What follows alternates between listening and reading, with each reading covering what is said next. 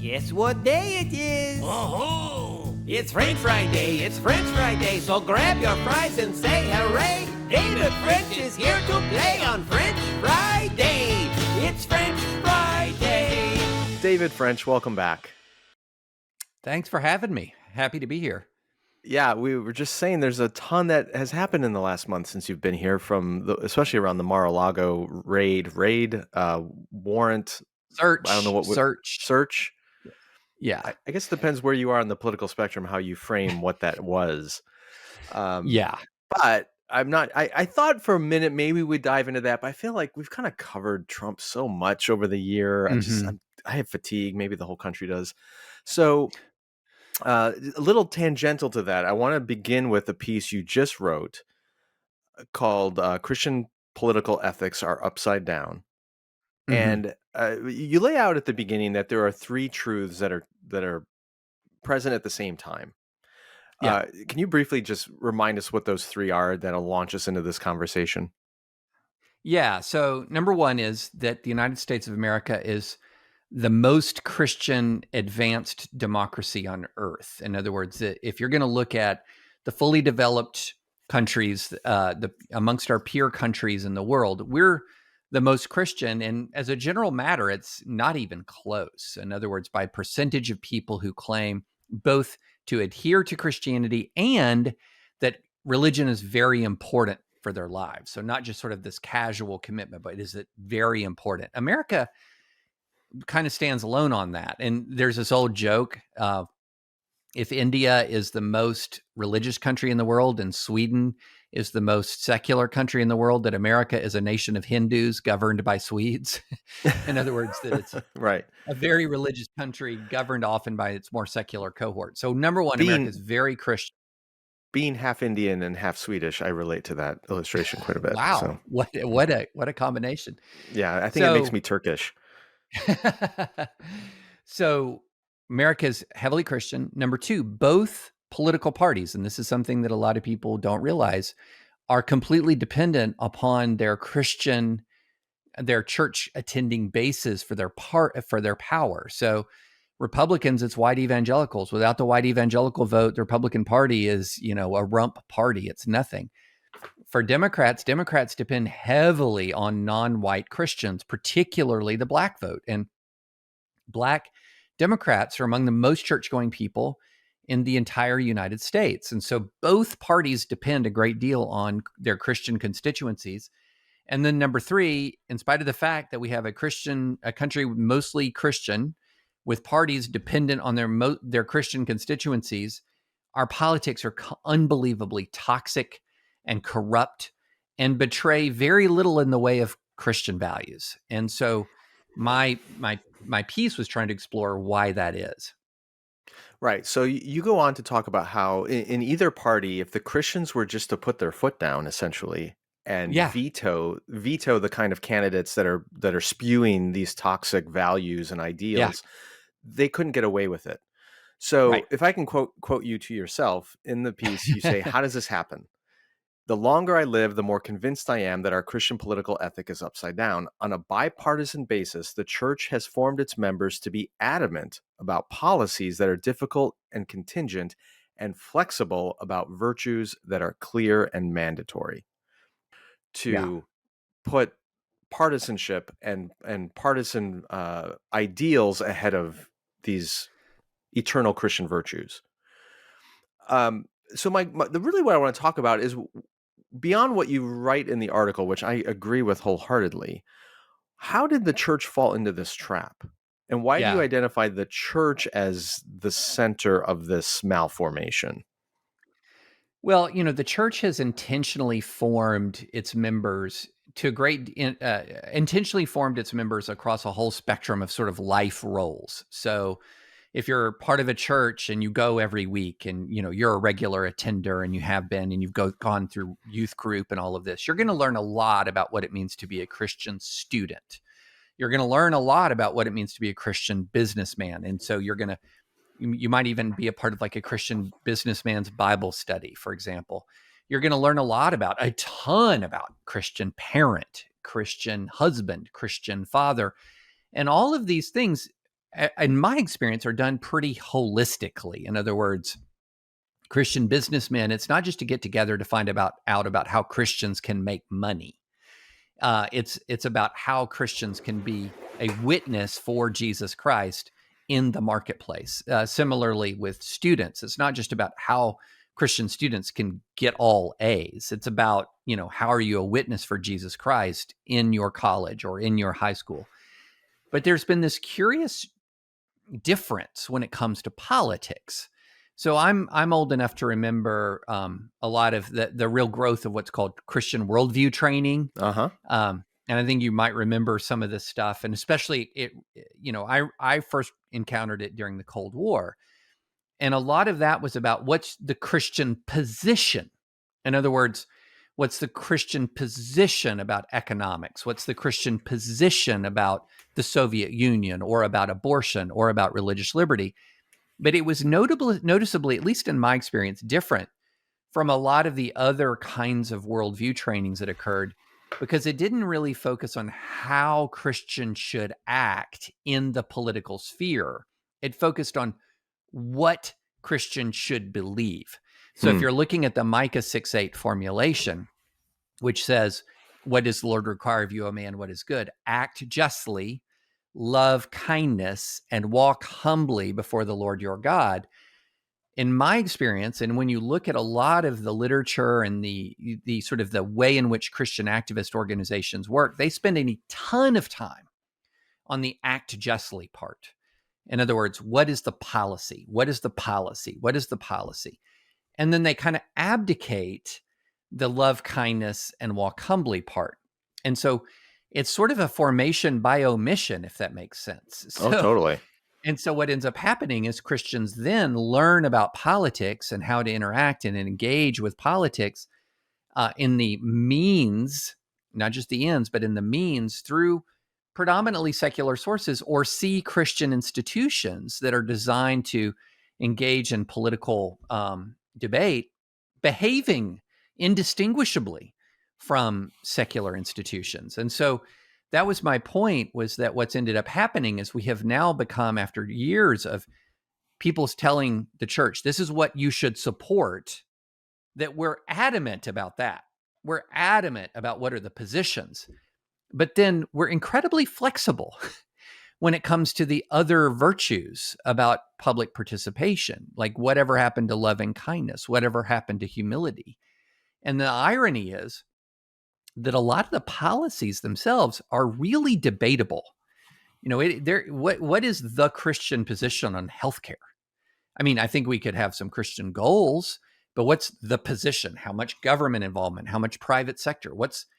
That's a very debatable. But what's not debatable are commands for kindness or for humility. And so we end up focusing and being adamant about the things that are often quite debatable, and then incredibly flexible about the virtues that are quite mandatory. And it's landed us where we are now. Yeah, I think it's important to back up a little bit. When you talk about our experience in a lot of these churches when it comes to the formation of our faith as it relates to being in the marketplace, or being a father, or being a husband, nobody would argue that the only thing that matters is that when your child turns 18 years old, they are a confessing Christian, and how you get them there doesn't matter. Of course it matters, right? You can't be an abusive, horrible, negligent parent, but as long as they come out a Christian in the end, you're okay. That we would, even Paul says again, we're not supposed to exacerbate our children and things. So the how matters when it comes to fatherhood or business or marriage or whatever it is. But it does feel like in a lot of Christian engagement in politics, the how doesn't matter. It's the goal. As long as you reach that policy end, and whether or not it's even Christian is up for grabs, but the how doesn't seem to matter anymore. Okay, the reason why this is on my mind, and the piece is excellent, we'll obviously link people to it, is not too much before reading your piece. Russell Moore came out with a piece in CT called "When the South Loses Its Bible Belt." Or loosens its Bible belt, not loses, because then its pants would fall down completely, which would really be embarrassing. We talked about this on a recent podcast. Have you read the piece by Russell? Yeah, I have. Okay, I read know every you guys one of are his friends. newsletters. Yeah.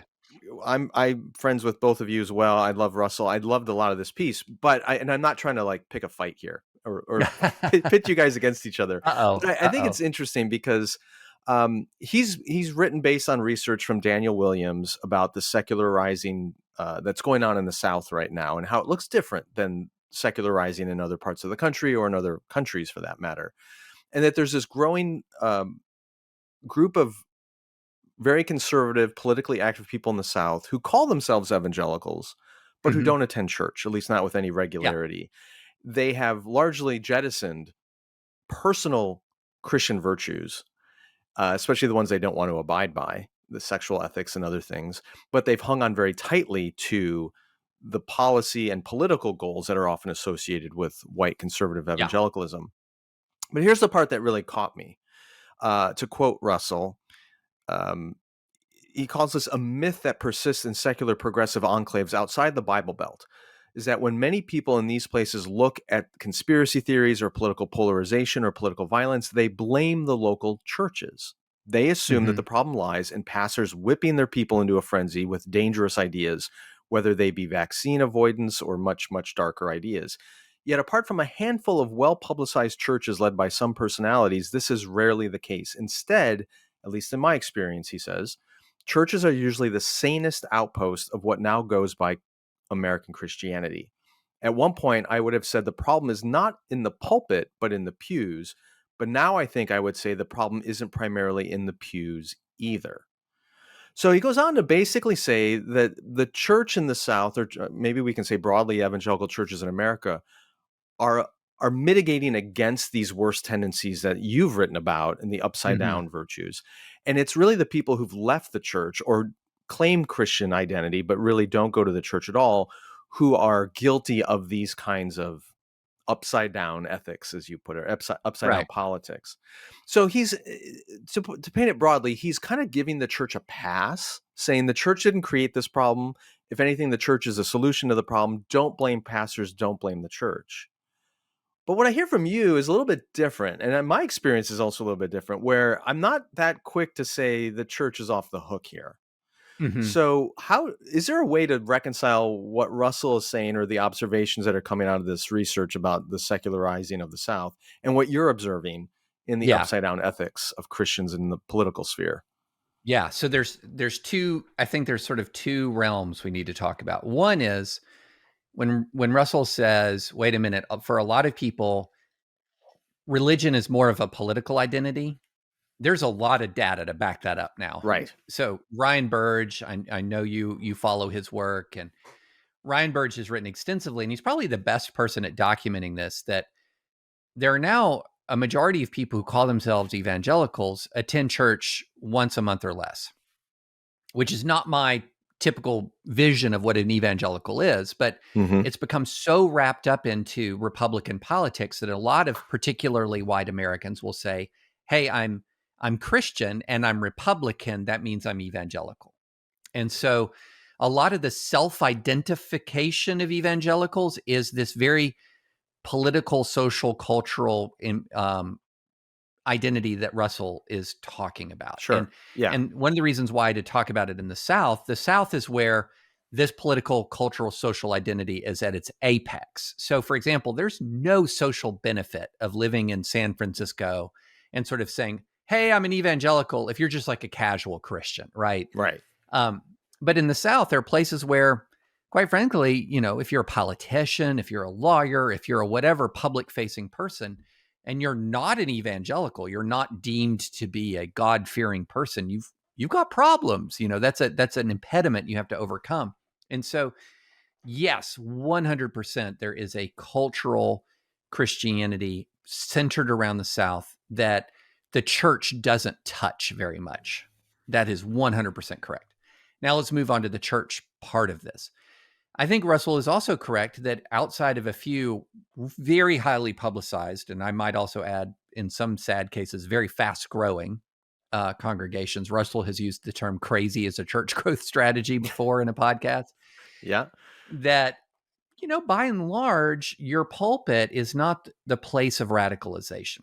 I agree. However, Yeah. however, the pews are radicalized. And this is something that's really interesting. The data indicates that early in the rise of Trump, the people who attended church the most were among the least likely evangelicals to support Trump. Okay. Correct. So early in Trump's rise, that is no longer valid. During Trump's presidency, things began to switch to the point where very church going folks were either just as happy to support Trump or more happy to support Trump than the non church going cohort. And so what has happened is that the pews themselves have become somewhat radicalized. Now, what I'd refer back to something earlier in our conversation where I said formation by omission.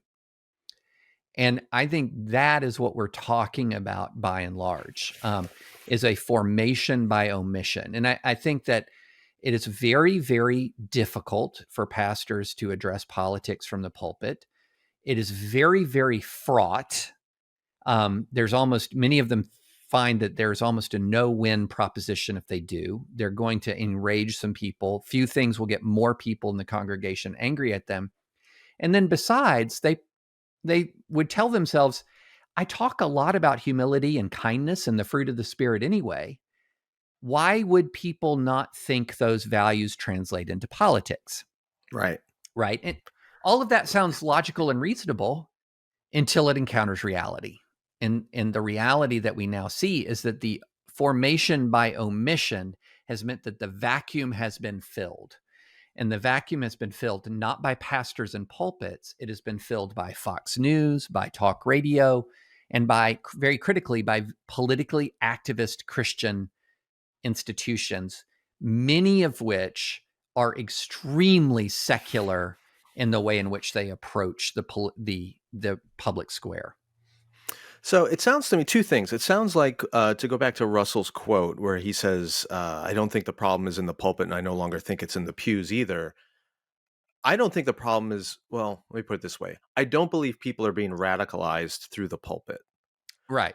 But it They're not sounds being like you and radicalized I, while they're sitting in the pews. They're not being radicalized while right, they're sitting in the exactly. pew. Right. But you and I seem to agree that we do think the pews have been radicalized, maybe in a way that Russell isn't as convinced as. He thinks the radicalization is people who aren't in the pews. They're the people who are outside. But another way of putting it, your omission idea is the church may not be where people are being radicalized, but it's also where they're not being de-radicalized. Yeah, I think that's fair with some caveats. Okay. So here's another data point in Russell's favor. We've had two SBC conventions post-Trump, 2021 and 2022. In both of those conventions, one of them narrowly and one of them resoundingly, the folks in the pews, the messengers, went to the Southern Baptist Convention and rejected the radicalized sort of fundamentalist wing. Okay. 2022 was particularly encouraging. The fundamentalist radicalized wing was routed. Okay. And so, and that's a strong data point in Russell's favor. The caveat is that the radicalized fundamentalist wing punches way above its weight in political discourse in the US and punches way above its weight in influence in grassroots Republican organizations. And so the result is you can have two things at once. Most church-going Christians, although say they voted for Trump, are not truly radicalized. But the truly radicalized have an outsized influence on American politics. So this is where I want to turn the conversation into a bit of a hypothetical.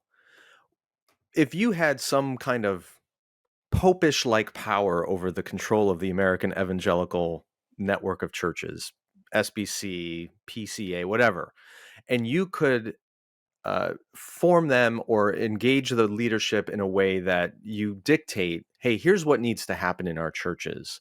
Here's what needs to be said. Here's what needs to be taught. Here's what initiatives need to be undertaken in order to move things back in the right direction, to perhaps de-radicalize some of those who are being deeply formed by Fox News and social media and YouTube conspiracy theories, whatever it might be. What do you think needs to happen in more Yeah, white boy. evangelical churches that is currently not? And what's the omission that you can identify?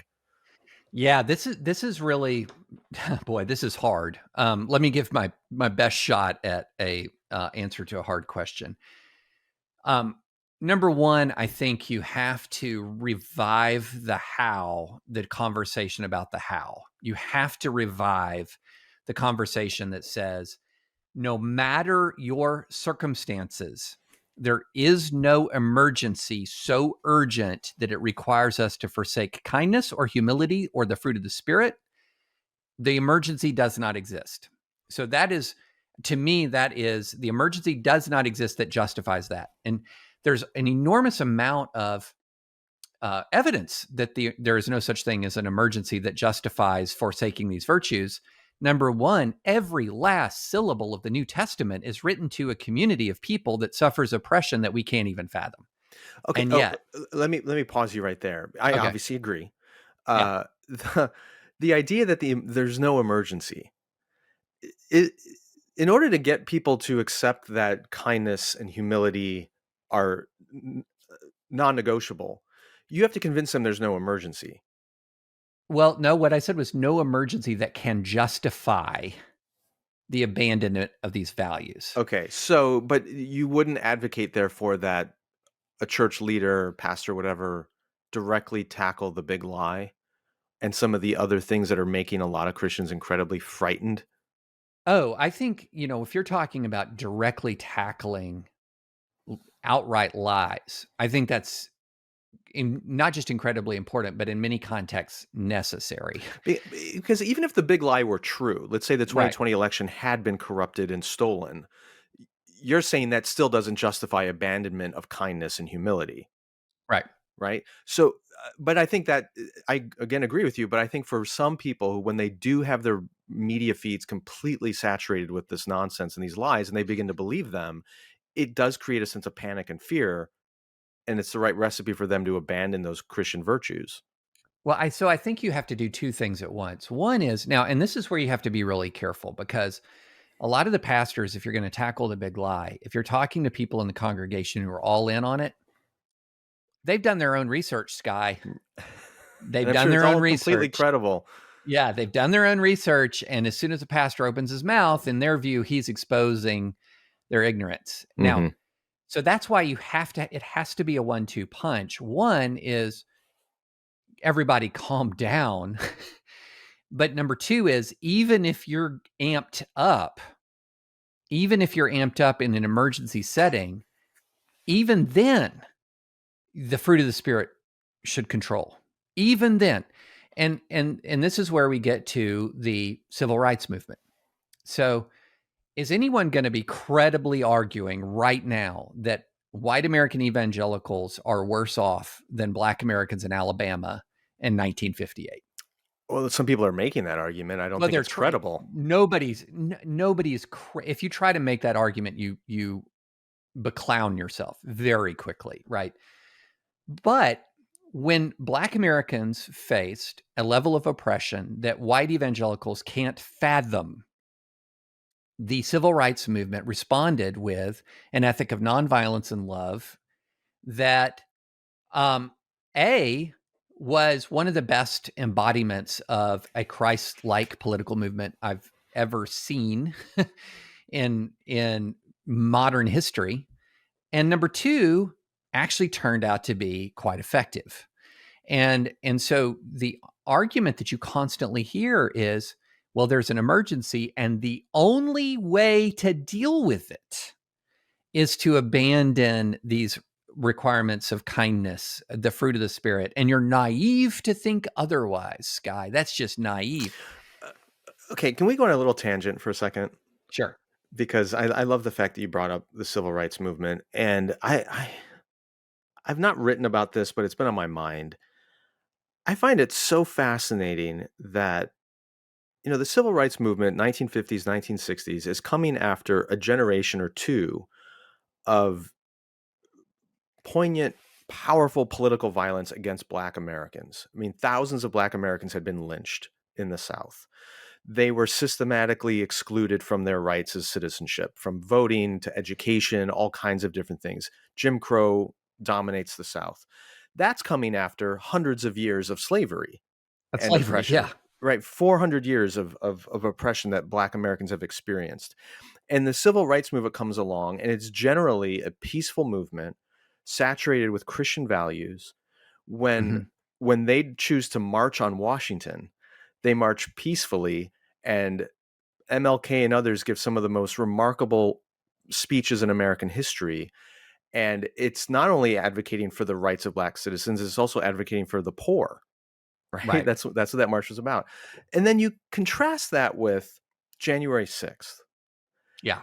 And even if the big lie was true, even if Donald Trump had been robbed of the election and all those protesters that came to the Capitol that day were justified in their outrage,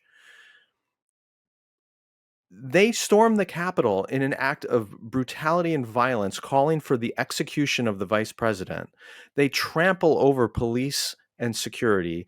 They are chanting Christian slogans and songs and prayers because Praise of music was playing over loudspeakers. right. But it boils down to one false, but let's pretend it's true, one infraction of what they see as their constitutional right. Right. I mean, it's mind-boggling that one infraction for predominantly white Christian Americans, and it's justified to storm the Capitol, but centuries of oppression and murder experienced by Black Christians, and they didn't respond to anything like that, even though they would have been more justified in doing so. Well, and you're completely correct. And the other thing that I find interesting is how little. So I've been involved in pro-life and religious liberty work for a long time. Um, and I've been to all the conferences, not as, lately I'm not as welcome because of my stance on Trump, which is kind of sad, but been to the conferences for a long time. The amount of, and constantly you hear, okay, Christians are facing persecution. Christians are facing persecution. Here's what we need to do. Here's what you need to do. But the amount of studying of the civil rights movement as a response to injustice, as a Christian response to injustice, was slim to none. I'm not saying nobody ever did it, right? But slim to none. And you would hear a lot of hearkening back. I remember the first, I went to one Christian Coalition meeting in right after I got out of law school, and only one, because what was fascinating, I went to it was in Nashville, and the conversation was about the coming persecution of the church. So this is 1994, the coming persecution of the church. And the first guy stands up and very angrily says, "When do we pick up our muskets?" Oh, there's been similar statements much more recently. Oh, yeah. So Yeah. this is not new. I mean, this is 1994. I mean, it's the kind of thing that if I'd had a cell phone and Twitter back in the day, would have gone viral, right? It'd have been on all over Twitter. But when do we pick up our muskets? Now, that's skipping all the way back to 1775, 1776, Right. when there was a Christian movement that's much more recent, even in the South, that was a response to persecution and oppression. And if you're talking about lesser oppression, and we are, shouldn't we be at least as good as the guy, as the members of the civil rights movement? Yeah, I would think throughout the history of the church where persecution came, the question was never when do we pick up our muskets, it's when do we lay down our lives. Mm-hmm. And that seemed to be much more the attitude of at least a significant portion of the civil rights movement. Right. It's John Lewis walking across the Edmund Pettus Bridge and being, accepting the blows to his head rather than fighting back. That looks a lot more like Jesus taking up his cross than, let me get my gun or my spear flag and storm the Capitol. And so there's a fundamental difference in formation here. Yeah. And going back to the core question, okay, so church leaders need to point out perhaps the lies, but they need to always just back it up with, regardless of whether or not the evil is real or not, it never justifies abandoning our virtues of kindness and humility. Right. What else would you want to see happen in the church to begin to combat this malformation that's occurring? one thing that I think is so incredibly important is that it is very, very difficult to foster an ethic of love and care in an atmosphere of animosity. Okay.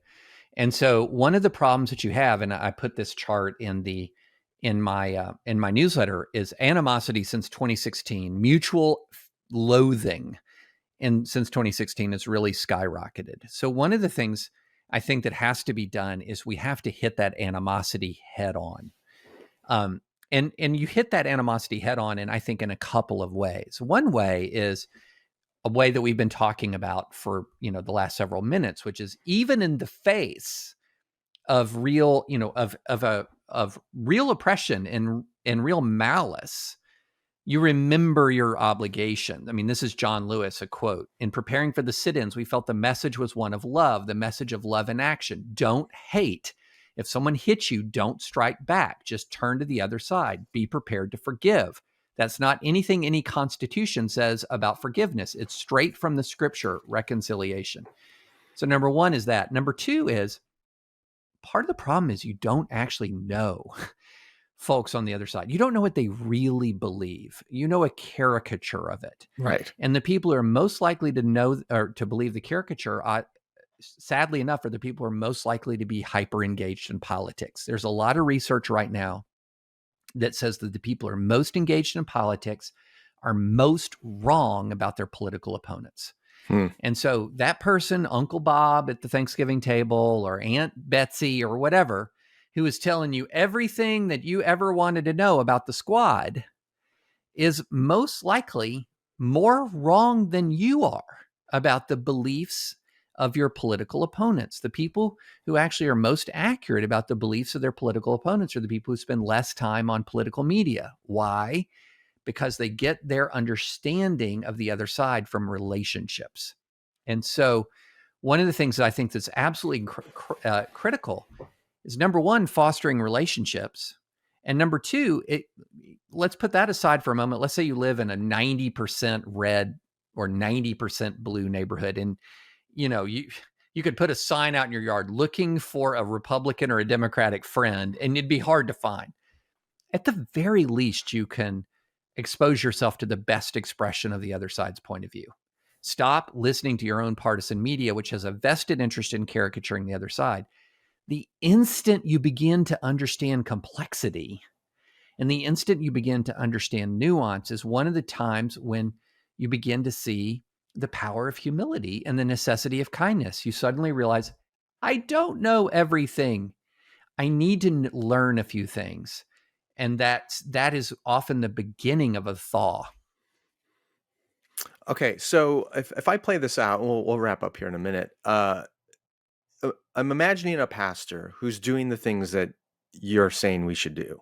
So he or she is emphasizing the immutable qualities that we are called to of humility and kindness, perhaps in an informed way, challenging conspiracy theories and lies that are taking root in their community. And then third, either bringing in or modeling for the congregation meaningful relationships with people from opposing views that fosters a sense of relationship and mutual respect, and breaks the caricatures that people are getting in the media. I'm imagining that pastor doing that in a heavily Republican, pro-Trump kind of environment. I'm guessing that person probably has a fate much like Liz Cheney or Adam Kinzinger or some of the other principled Republican leaders in the government who stood up for the truth, who stood up for American values, who put Constitution and country ahead of party. They've almost all been whacked in their reelection bids and in the primaries. So, other than the fear of God, which is legitimate, what incentive do these church leaders have for doing the right thing? Yeah, well, let's combine the me point and the Russell point. Okay. So the Russell point, which I think is valid, is that actually, if you're looking in the pews, and this is what I said was buttressed by the results of the Southern Baptist Convention election, the pews aren't as radicalized as you might think. Okay. The me point is that the minority that's really engaged is pretty darn radicalized.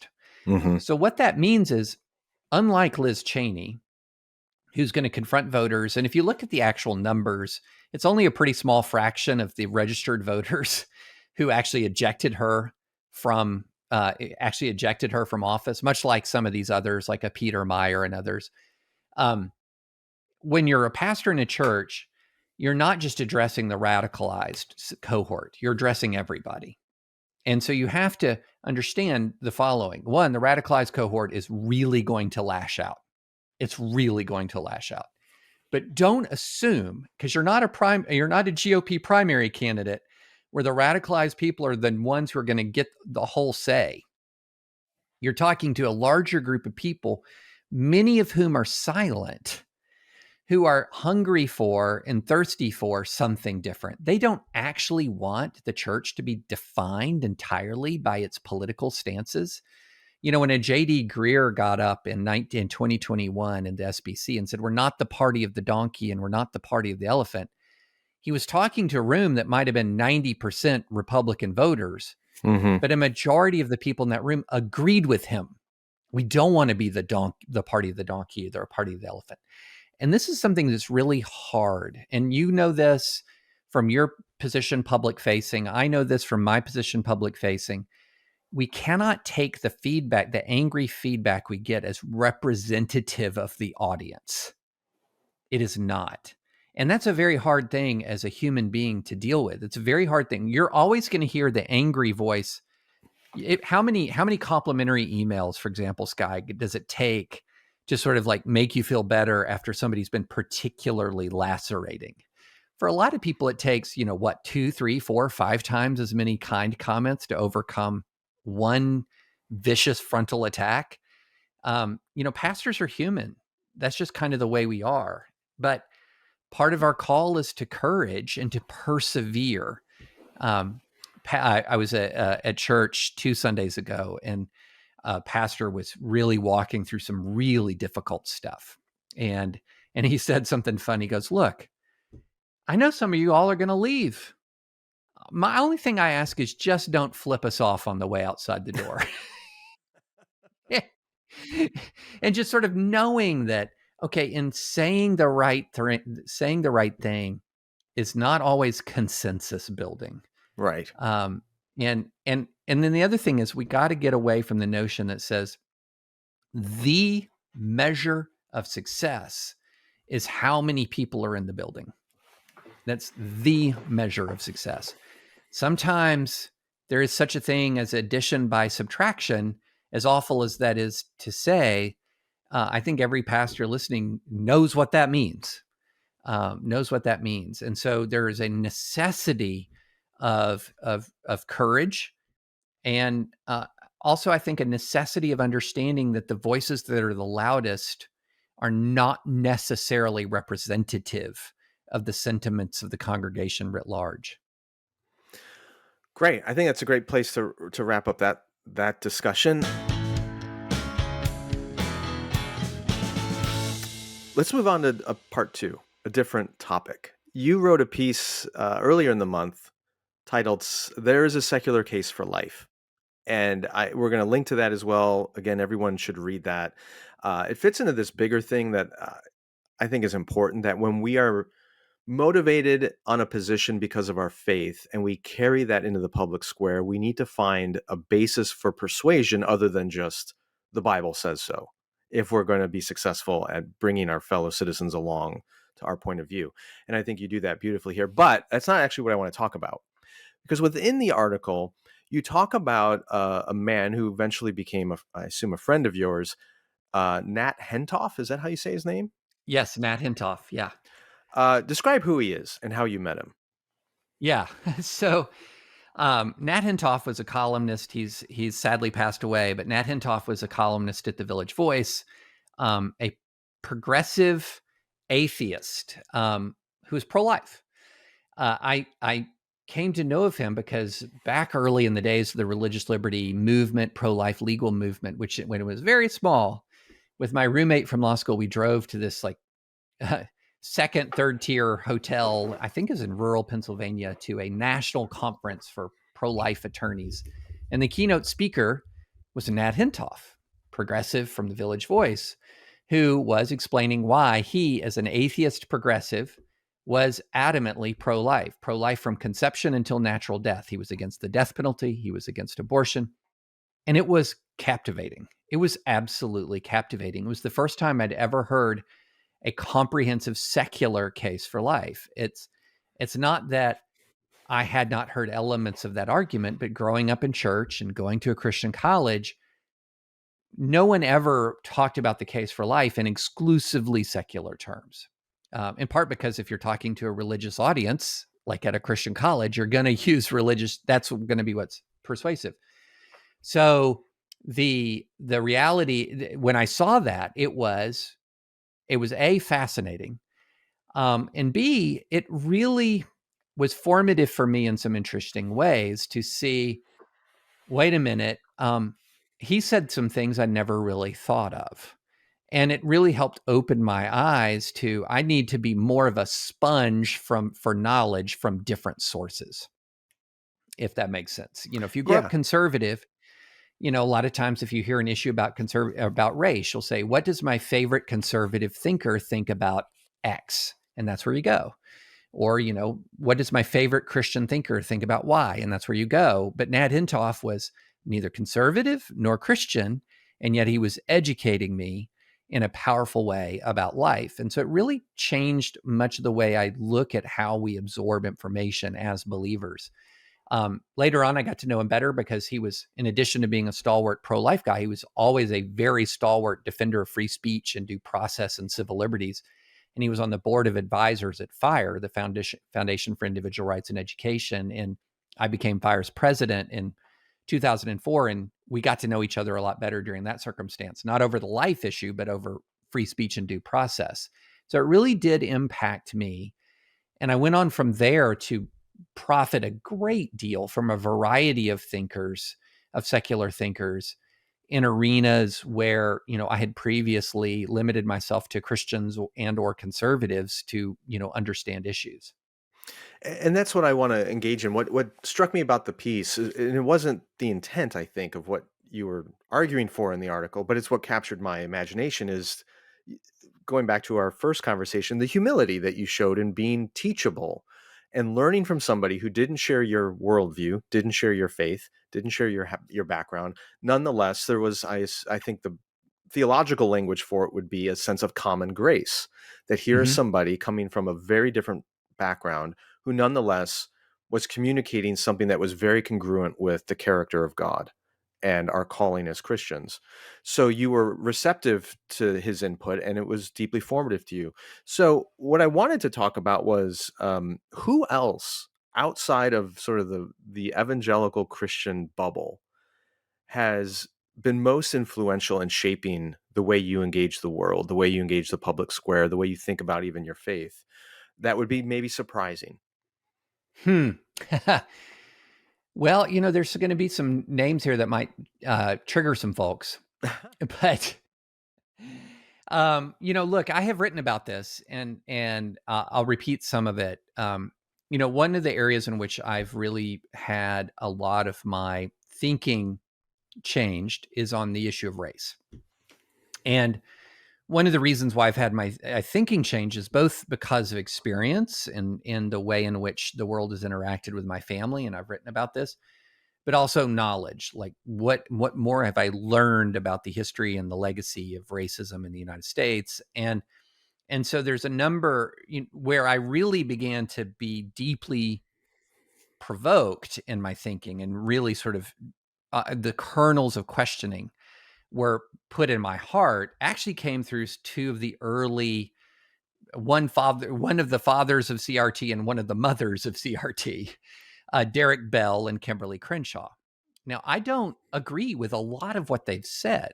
Okay, so, go ahead. You can go ahead and say, David French has just confessed he's a Derek Bell apologist. No, what I'm saying is they made arguments that I had not considered that were deeply thought-provoking. Okay, so there is an article, a 1989 Law Review article, and this is one about that introduced, or was one of the key documents introducing the concept of intersectionality. Mm-hmm. Okay. Again, these are all trigger phrases. And I'm not saying I agree with everything about this, but what Kimberly Crenshaw was doing was saying, wait a minute, the law is not adequate to treat the unique discrimination that people experience on the basis of intersecting identities. So, and she brought up 3 employment discrimination cases involving one of the key ones was involving Black women. And it was saying, the way the law treated their discrimination claim is they said they weren't discriminated on the basis of race because there was no evidence of discrimination against Black men, and they weren't discriminated against on the basis of gender or sex because there was no evidence of discrimination against white women. And so, because there was no evidence of discrimination against Black men and there was no evidence of discrimination against white women, they couldn't make a non-discrimination claim. But their claim was that as Black women, they had faced discrimination, and the law didn't have a category for that, which was fascinating and interesting, and really introduced into me the way in which different populations of Americans have been treated differently historically. And so that was, and then, Derek Bell wrote a book called Faces at the Bottom of the Well. And I remember even writing a paper about that in a case called Foundations of Constitutional Wisdom, which was one of the best classes I ever had in my life, taught by Professor Richard Fallon at Harvard Law School. And I remember being both angered and provoked by the book because it had this profoundly pessimistic view of American race relations that he expressed in part through a series of short stories, and that were sort of dystopian, futuristic short stories. And I remember being profoundly provoked, and that, why are we reading this? This is just dystopian fiction. And why is he so pessimistic about race relations in the United States? And what it did is it caused me to study more, in part because I wanted to rebut it. So I wanted to dive. It provoked me to dive in. And so those are 2. And again, this is one of the reasons why I've been so adamant against banning the study, banning CRT. There's a lot about CRT I disagree with, but there were thinkers at the foundation of it who advanced arguments I found deeply thought-provoking. They didn't make me into one of their disciples, but they really started me on a journey to seeing things differently. So that's just 2 examples. What that reminds me of is Philip Yancey's written a number of things with and about Dr. Paul Brand. I don't know if you've heard that name before. He's a Christian leprosy doctor, and he wrote a book with Yancey called The Gift of Pain. And he talks about leprosy is caused by the deadening of the nerve endings, so patients don't feel pain or injuries when they occur, and therefore they get infected, and off you go. And how he wishes he could give his patients the gift of pain because it would make them attentive to their injuries so that they wouldn't then suffer from the greater losses that come with leprosy. And I forget who it was, Marshall McLuhan or some other brilliant media thinker was talking about how this drive in our culture toward comfort is not really a desire to feel good. It's a desire to feel nothing. And what you're describing when you engage these thinkers is they make you uncomfortable. They make you feel pain because it's challenging, it's disorienting, it's ideas. But in the process, you grow, you develop, you think, you respond, you react, you dig deeper, you research more. And so they provoke you to grow. And it feels like whether you're on the left or the right these days, everyone just wants to be insulated and comfortable, meaning I don't want to feel anything. And if you make me uncomfortable, if you trigger me, that's an inherent evil that should be rejected at all costs. And it's like, no, it's not. Pain is not inherently evil. It can be a real blessing, as Paul Brand would argue. So I encounter that a lot on the right. I know it exists in extreme cases on the left as well. We just don't believe in being uncomfortable anymore. And then going back to our earlier conversation, we react to our pastors who challenge our thinking from the pulpit because that makes me uncomfortable. You need to go.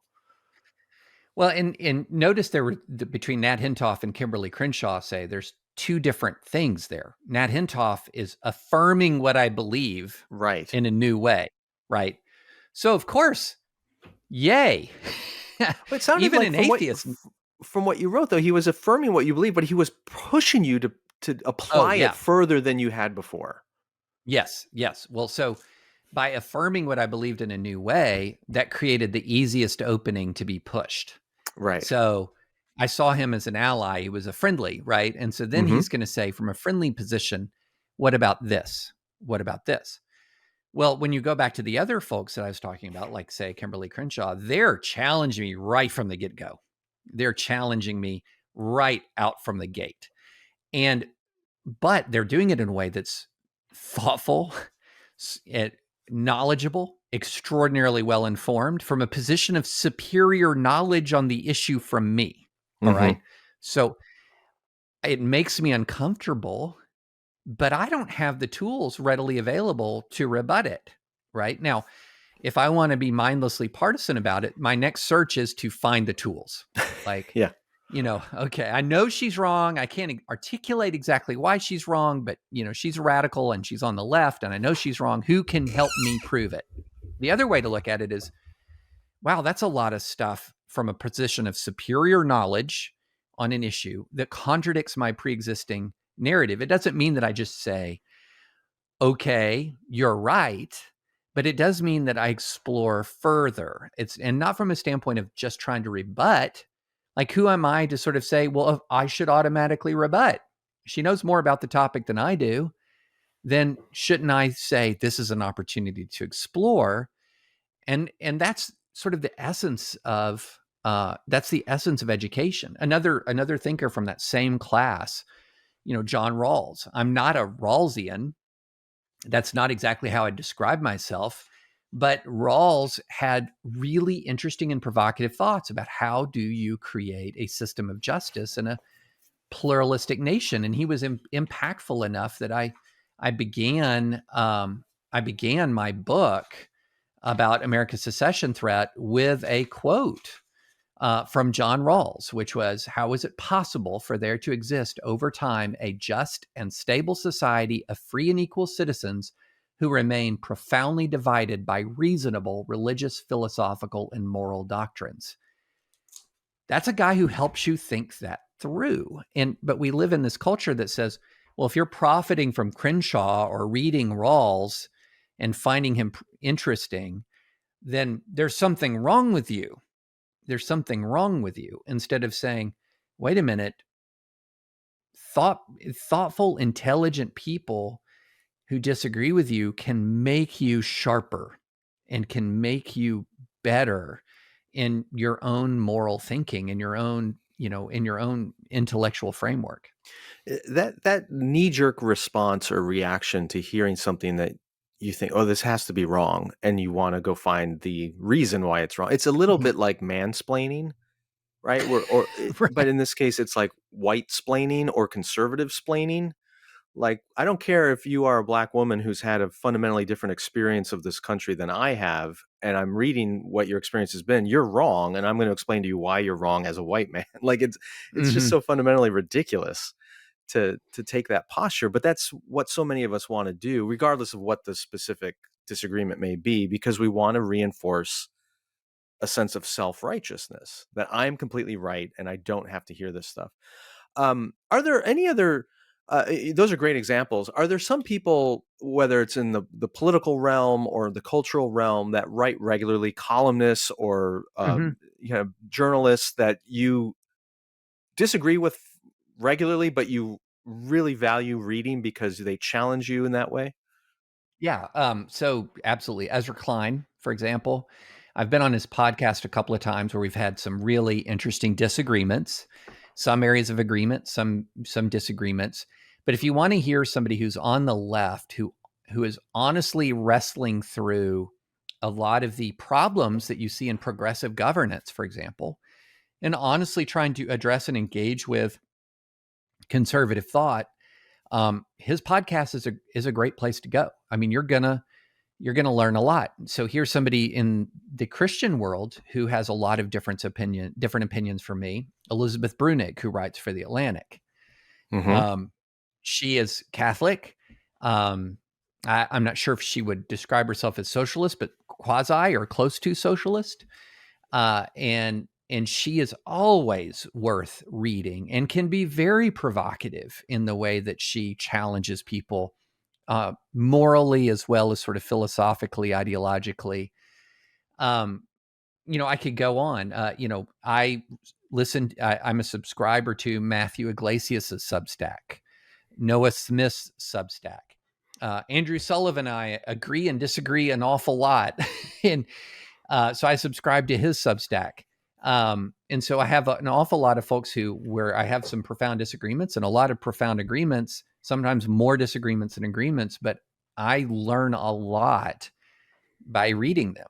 I read Matt Iglesias' book, 1 Billion Americans, and was persuaded by a lot of it. I found it very interesting. Now, a lot of the ways I would want to get from A to B, I think are more conservative than him, but found a lot of interesting points of agreement. So, and that's just a partial list. I mean, part of my job is to read a lot of people, and I don't want to put on listeners this ridiculous reading list. No. But We're not giving you homework assignments, everybody. Yeah.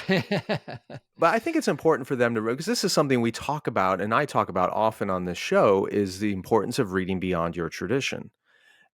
Or listening beyond your tradition, whether that's different streams of the church, we have this series we're doing right now, a sub-series called What in the World, where we're interviewing global Christian leaders on different topics. And it's sometimes very challenging what they have to say, reflecting back on the American church, but just getting outside of your little bubble and being challenged and discovering new things you hadn't thought of, or maybe the result is you are reaffirmed in what you believe because you've heard the best argument from the other point of view and you remain unconvinced.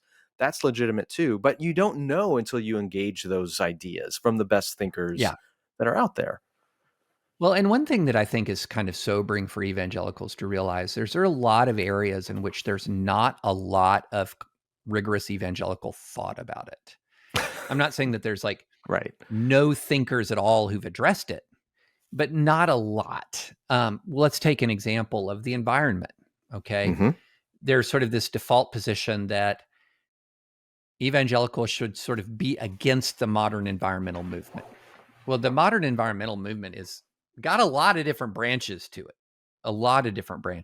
And there's a lot of really interesting scientific argument and scientific thinking that, if they're right, it has some real implications. And yet we'll reflexively sort of say, well, they can't be right. Well, how do we know that they can't be right? Well, who are we referring to? Who are our thinkers applying with equal scientific knowledge that are rebutting this? It starts to get a little more dicey at that point. I used to write about environmental issues like this. It was not news when they were right. It was always news when they were wrong. Okay. So, in other words, if somebody had predicted rising sea levels are going to swamp the feet up to the feet of Statue of Liberty by 2018, another doomsday prediction doesn't come to pass. But if somebody had said, hey, we're going to be looking at X percent increase in global temperatures, including, record high temperatures in multiple sectors of the globe, not the worst case, but still material change, they'd have been right. And I hadn't, and I wasn't writing about that. I was writing about the doomsday prediction that didn't come to pass rather than wrestling with what was coming to pass. Okay. Yeah. And so that's when I began to sort of alter the way I think through a lot of these things. And so again, if let's go back to the race issue, there's not a huge ton of people on the right side of the spectrum who've been really rigorously thinking through this issue. Not a ton. How do you know that? Because everyone always cites to the same people or the same person. Like, So Thomas Sowell, for example, is sort of Right. the all-purpose rebuttal to any kind of argument you're going to get from the left. Well, that's a symbol of sort of the intellectual poverty of the right, that you're always going back to like the same guy or the same very small universe of folks to deal with an enormous body of interest and scholarship. And Yeah. so The metaphor that I've used before is, regardless of the topic, whether it's environmental issues, race, economics, politics, governance, whatever it might be, when you open yourself up to the breadth of Christian thinking, Catholic thinking, historical thinking, diverse thinking from around the right. world, it's like, if the analogy is water, it's like the Atlantic Ocean. There are depths, there are eddies, there are bays, there are inlets, there's all these different avenues of which to explore the Atlantic Ocean because there's so much wide tradition there. And if you limit yourself to the white American conservative evangelical understanding of these ideas, it's like Raging Waves water park. Like, it's very amusing, and it can be very fun for a short amount of time, but your experience with water is severely limited and often quite artificial. And so the difference between the Atlantic and an amusement park, that's kind of the difference. And you need to open yourself. The amusement park can be great, enjoy it for a while, but if you really want to experience the fullness of what the world has to offer as far as water goes, it's a much larger world than you've been led on to believe. Yeah. And it's funny, there's a way that we can sort of understand how we often come across to others. And that's this. Dean Baquet at the New York Times after the 2016 election said, "We don't get religion," talking about the secular media. A lot of times when you read even elite media talk about religion, you're just, because this is there, right? This is what you know. You're just, what? That's not, I mean, I'm not Catholic, but I know that's not Catholic doctrine, or that's not an exact. That's the way an awful lot of people in the larger secular world read us when we talk about their ideas. Okay. And so the way in which we are often see the ignorance in a lot of secular elite circles towards Christian thought and Christian ideas, we mirror back to them that ignorance about their own ideas. And so just that same feeling you have when you read something that's way off in the New York Times about religious doctrine, that's a consistent experience that a lot of people who are progressive, secular, you name it, have when they're reading your understanding of what they believe. And it can be jarring once you sort of are able to see that. Yeah, it's always a dangerous thing to assume someone else's beliefs. Years ago, I was invited to Denver to do a talk at a Christian conference on, what was the topic exactly? I think it was religious liberty and gay rights. And this is not an area I've ever talked on publicly, but because I had some private conversations with some of the conference organizers, and because they could not get anybody in Denver to talk on the topic, they asked me to come in and do it. Well, I knew some people who were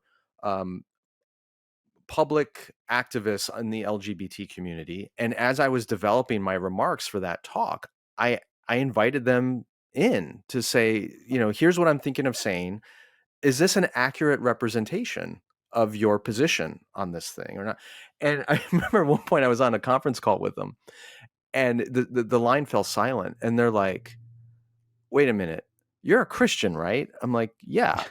And you hold to the traditional Christian views on these things. I said, "Yeah." And they're like, "And you're asking us to review your talk to a Christian audience to make sure you're representing us correctly?" And I said, "Yeah." And I mean, I'm really grateful for this, but they were so struck by that some of them actually came and attended the event, and relationships developed on that. But it was simply out of my desire to want to fairly represent their point of view and not mischaracterize it. Yeah. And it all happened because we spent time together, and there was relationship there, and there was trust built, and that's what we need to do more and more of, I think. Oh, absolutely. Absolutely. Because one of the things is we have to understand that we got to figure out a way to live together in this country, because we're not going to sweep aside one whole worldview. We're not going to sweep aside all of the either by political power or universal evangelization. We're not going to sweep aside everyone who disagrees with us.